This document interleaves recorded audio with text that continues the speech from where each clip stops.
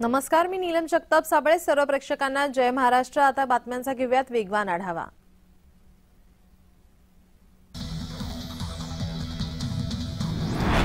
पेण तालुक्यातील समाजसेवेसाठी ओळखल्या जाणाऱ्या शब्दभेदी या सामाजिक संस्थेकडून तयार करण्यात आलेला भाल पेण 2024 दिनदर्शिका प्रकाशन सोहळा नुकताच संपन्न झाला. स्थानिक आमदार महेंद्र दळवी यांच्या निवासस्थानी हा कार्यक्रम झाला.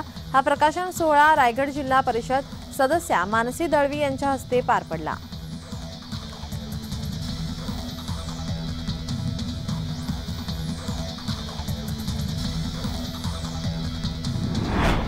श्री संत गाडगे महाराज यांच्या 67व्या पुण्यतिथीनिमित्त नाशिक भाजपाच्या महानगर पर्यटन आघाडीतर्फे गरजूंना साहित्य वाटप करण्यात आलं.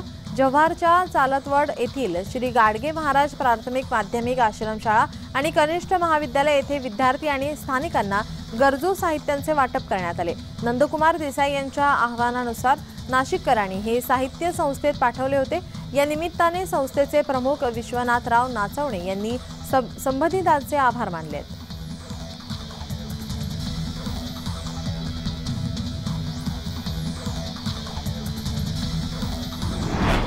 संपूर्ण शहरात शांतता राखण्यासाठी पुढील महिनाभर मुंबईमध्ये जमावबंदीचे आदेश लागू करण्यात आले आहे. 28 जानेवारी 2024 पर्यंत ही जमावबंदी लागू असेल.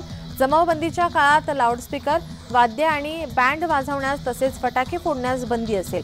कलम 144 लागू करण्यात आल्याने 5 किंवा त्याहून अधिक लोकांना एकत्र येण्यास मनाई असेल. जमावबंदीच्या काळात सभा तसेच आंदोलन करण्यास बंदी घालण्यात आली आहे.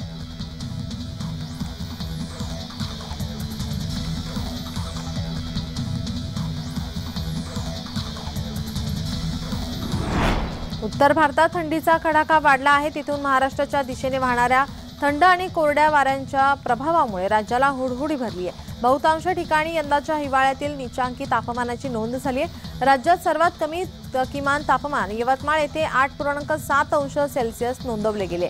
विदर्भात सर्वदूर गारठा वाढलाय. उर्वरित राज्यात तापमान घसरल्याने थंडी वाढत आहे. बुधवारी पूर्व राजस्थानमधील सीकर येथे देशाच्या सपाट भूभागावरील नीचांकी 3 अंश सेल्सिअस तापमानाची नोंद झाली आहे.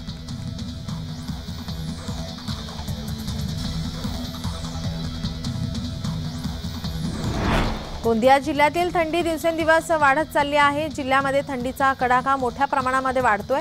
थंडीमध्ये वाढ झाल्यामुळे नागरिकांमध्ये गरम कपड्यांचा वापर सध्या मोठ्या प्रमाणामध्ये सुरू झालाय. या थंडीचा सर्वात जास्त फटका आता वयोवृद्ध नागरिक आणि लहान मुलांना बसत असून सर्दी आणि तापाच्या रुग्णांमध्ये मोठ्या प्रमाणामध्ये जिल्ह्यामध्ये वाढ झाल्याचं पाहायला मिळतंय.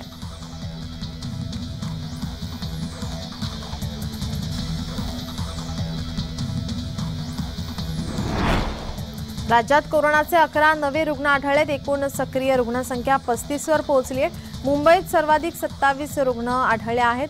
नागरिकांना मास्क घालण्याच्या आणि हात धुण्याच्या सूचना करण्यात आल्या आहेत.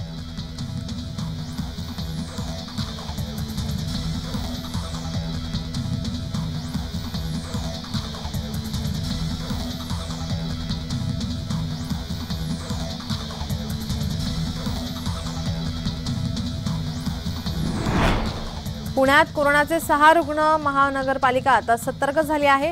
घाबरू नका, काळजी घ्या, गर्दीच्या ठिकाणी जाणं टाळा.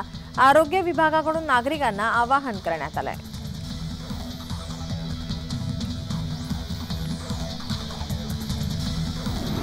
राज्यात कोरोनाचे रुग्ण आढळून आल्यानंतर सर्वत्र आरोग्य विभागाला अलर्ट करण्यात आलाय. छत्रपती संभाजीनगर शहरात 24 तासात 58 रुग्णांची कोरोना चाचणी करण्यात आली. 21 रुग्णांचे नमुने तपासणीसाठी घाटी रुग्णालयात पाठवण्यात आले.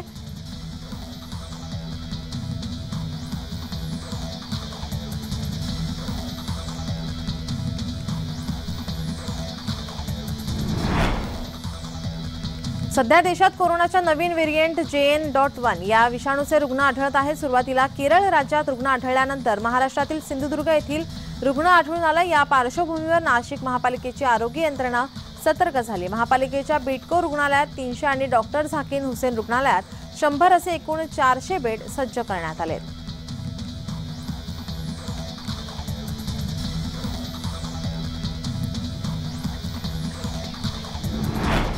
देशभरात कोरोनाचे नवीन रुग्ण आढळल्याने लोकांचं टेन्शन वाढलं आहे. आरोग्य मंत्रालयाच्या माहितीनुसार गेल्या 24 तासात कोरोनाचा नवा व्हेरिएंट JN.1 चे नवीन रुग्ण आढळले आहेत। कोरोनाचा नवा व्हेरिएंट JN.1 चा पहिला रुग्ण ऑगस्ट महिन्यात लक्झमबर्गमध्ये आढळला आहे।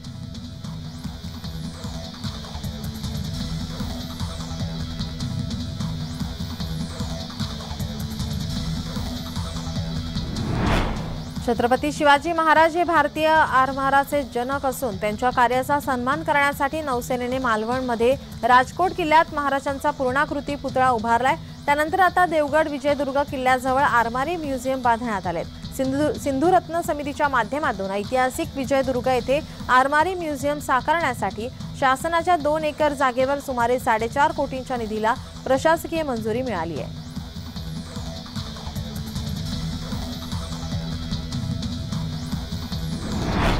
पश्चिम रेल्वेने मुंबई सेंट्रल आणि वांद्रे टर्मिनल्समध्ये हमाल नंबर 1 उपक्रम सुरू करण्याचा निर्णय घेतलाय।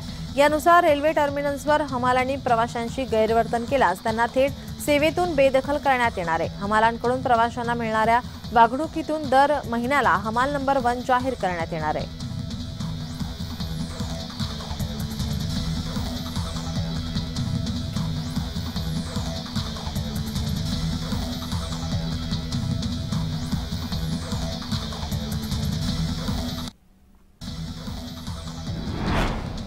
Nashik Pune high speed railway प्रकल्पाला गती मिळणार आहे। प्रस्तावित मार्गांच्या प्रकल्पातल्या त्रुटी दूर करत 1000 कोटींची वाढ करण्यात आली आहे। 17,889 कोटींचा सुधारित DPR अंतिम मंजुरीसाठी रेल्वे बोर्डाकडे सादर करण्यात आला आहे। पुढील 1.5 ते 2 महिन्यात मान्यता मिळण्याची शक्यता आहे। त्यानंतर प्रकल्प पूर्ण करण्यासाठी 5 वर्ष लागणार आहे। राज्य आणि केंद्र सरकारकडून प्रत्येकी 20% तर इक्विलिटीमधून 60% निधी उपलब्ध होणार आहे।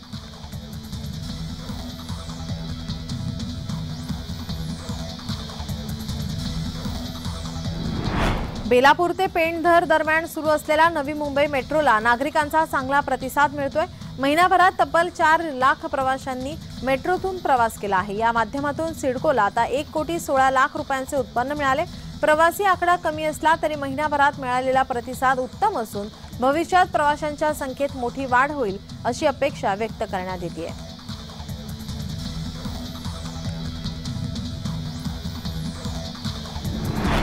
3,000 कोटी रुपयांपेक्षा अधिक खर्च करून प्रत्यक्षात आलेली नवी मुंबई मेट्रो सुरू होऊन 1 महिना पूर्ण झालाय। सिडकोच्या बहुचर्चित आणि बहुप्रतीक्षित अशी नवी मुंबईतील पहिल्या मेट्रो प्रकल्पाला नागरिकांचा चांगला प्रतिसाद मिळालाय। एका महिन्यात मेट्रोला 1,16,00,000 रुपयांचे उत्पन्न मिळाले। तब्बल 12 वर्षांच्या प्रतीक्षेनंतर अखेर 17 नोव्हेंबर 2023 रोजी नवी मुंबईची मेट्रो कोणत्याही औपचारिक उद्घाटनाशिवाय धावू लागली आहे।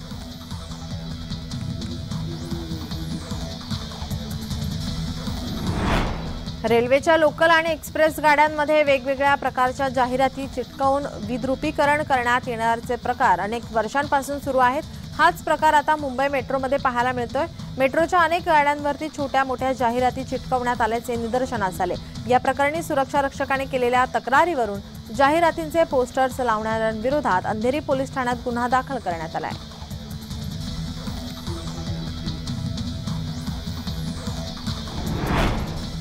पुणेकरांना पाणी कपातीचा सामना करावा लागतोय। संपूर्ण शहराचा पाणी पुरवठा आज बंद राहणार आहे। पर्वती जलशुद्धीकरण केंद्राच्या कामानिमित्त पाणी पुरवठा बंद राहणार आहे।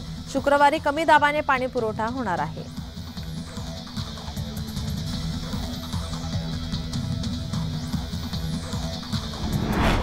हिंदू हृदय सम्राट बाळासाहेब ठाकरे महाराष्ट्र समृद्धी महामार्गावर जागोजागी सूचना फलक चिन्ह फलके हे लावण्यात आले आहेत।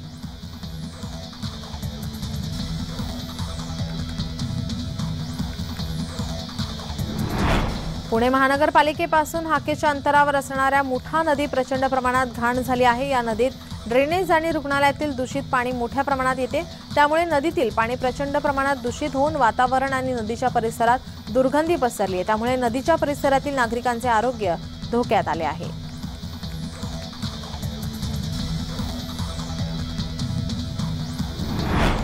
पुण्यातील ससून रुग्णालयात कैदी रुग्णांसाठी आता नवीन नियमावली जाहीर करण्यात आली आहे। ससून रुग्णालयातील कैद्यांचा अतिरिक्त मुक्काम आता कमी होणार आहे। ललित पाटील प्रकरणानंतर आता ससूनकडून नवीन नियमावली जाहीर करण्यात आली। प्रशासनाकडून नवीन कैदी रुग्ण समिती स्थापन करण्यात येणार आहे। कैद्यांना देण्यात येणाऱ्या उपचारावर ही समिती लक्ष ठेवणार आहे।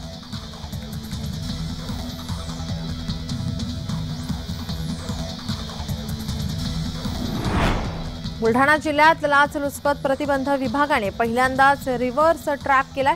खामगाव येथील जीएसटी कार्यालयात कार्यरत असलेल्या सहाय्यक राज्यकर आयुक्त चेतन सिंग राजपूत यांना मलकापूर येथील बजरंग इंडस्ट्रीजचे मालक प्रवीण अग्रवाल यांना 3 कोटी रुपयांच्या कर माफ करण्याची मागणी करत तब्बल 2.5 लाख रुपयांची लाच जबरदस्ती देण्याचा प्रयत्न केला।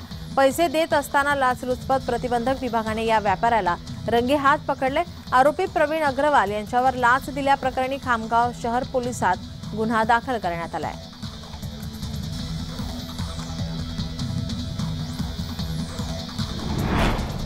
नेरूळ सेक्टर 21 मधील एसबीआय आणि डीबीएस या 2 बँकांचे एटीएम मशीन फोडून त्यातील पैसे चोरण्याचा प्रयत्न करणाऱ्या चोरट्याला नेरूळ पोलिसांनी 24 तासांच्या आत अटक केली आहे। चोरट्याने आपला चेहरा दिसू नये म्हणून चेहरा झाकून सीसीटीव्ही कॅमेरे वळवून त्याने चोरीचे कृत्य केले। मात्र तोपर्यंत त्याचा कारनामा सीसीटीव्ही मध्ये चित्रित झाला होता। चोरीचा प्रयत्न फसल्याने अखेर चोरट्याने एटीएम बाहेरील सुरक्षा रक्षकाचा मोबाईल घेऊन तिथून पळ काढला।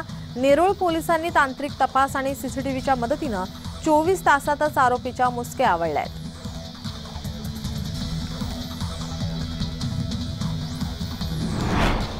गौण खनिज चोरीला पायबंद घालण्यासाठी गेलेल्या महसूल कर्मचाऱ्यांच्या पथकावर गौण खनिज चोरट्यांनी जीवघेणा हल्ला चढवला। या हल्ल्यात तलाठी गजानन मोडके हे गंभीर जखमी झाले। मंडळ अधिकारी संजय सूर्यवंशी आणि वाहन चालक आडे किरकोळ जखमी झाले। महागाव तालुक्यातील काळी टेंभी परिसरात ही घटना घडली आहे।